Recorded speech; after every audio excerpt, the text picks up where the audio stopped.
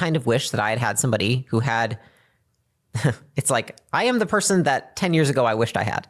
And because of that, I want to keep putting out the content for probably some like weird nostalgic, like that is what I wish I had had.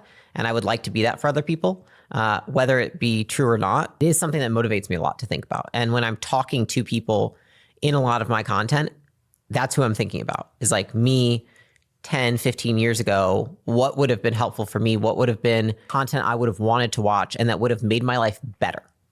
And so I always keep that in the back of my head, because I think there's a lot of times where you can want to indulge in the selfishness in the moment of like, I'm fucking tired. I'm exhausted. I've got other shit to do. Like, this is not how I'm fucking making money with sponsorships on fucking content. You know what I mean? But when I anchor with that, which is like, well, you did all that in your last business and you still felt like there was something missing. And I think I can anchor to that, which is like, what was missing was that I wasn't sharing anything I was learning with anybody else. And so to a degree, it felt selfish because I could be helping other people if I just put an extra 20% of my effort into something. And I think that's what I remind myself of now. Now, I will say at this point, there's probably a lot more reinforcement. Like if you do it long enough, your content starts to reinforce you, because you're like, I know what's going to hit. I know this, I know that, right?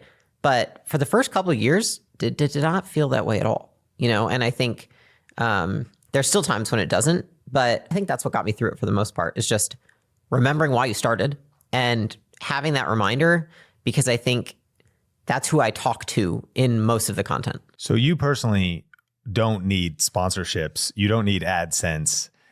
You've got acquisition.com and a lot to do, but you also, acquisition.com invests in companies. What percent that you acquire or jump on are doing content well when they start? None. None of them. Are they actively creating content and not just doing it well, or they're not committed to creating content? It's like more of our businesses than not don't create any. And do they not need to, or would, from your opinion, do you say one of the ways we would grow the company is you should consider this? And where I'm going with this is there a framework to help a business owner determine if they should invest in content? Yes. So I'll put it like this. If a company comes to us and the way that they acquire customers and build their brand is not propelled by content, and they are smaller, then I think that it would be probably quite the burden on the business to suddenly start saying you need to start making content, because they've got something that is working. Is it what I think is absolutely best? No, but I think that if it's working, let's keep doing it. Let's do more of it. And then once we have bandwidth, we have some team members in place, and we have more momentum on these other things that we're doing to grow the business, then let's say, hey, we've got excess resources. Let's put it towards this thing. I think it's a matter of sequence.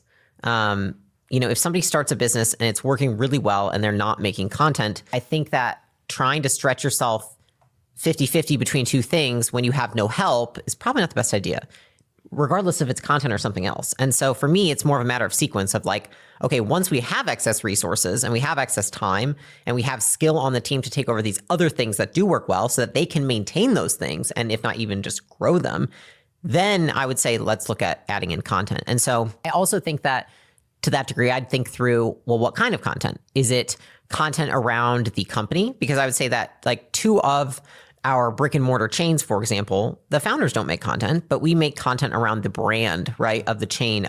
It's a lot of like client testimonials. It's a lot of like, walking into the locations and showing them around and saying like, this is what we have. And like, it's a different style than like what me and Alex do, right? And so I don't tell the founders like, hey, you should make personal content. I'm like, hey, this would be really cool if we captured this in the studio, if we did this, or like, how about when, customers are walking in, we're showing these lines, or like just stuff like that. So I think then the next question is like, should the business make content or should the person make content? Which I think is absolutely a case-by-case basis, because some founders in our portfolio, for example, I think less than more, like maybe two, would have they have enough of a base level skill set that making content wouldn't be such a stretch, and it would probably do pretty well off the bat. Whereas a decent amount of them don't have that base level of skill. And I think we just need to hone in on like, hey, if they don't even have the skill yet of like running a really great meeting for their entire team and like showing up as a fantastic leader, then why would I think that they could like speak to an audience on Instagram well? It's actually a very transferable skill.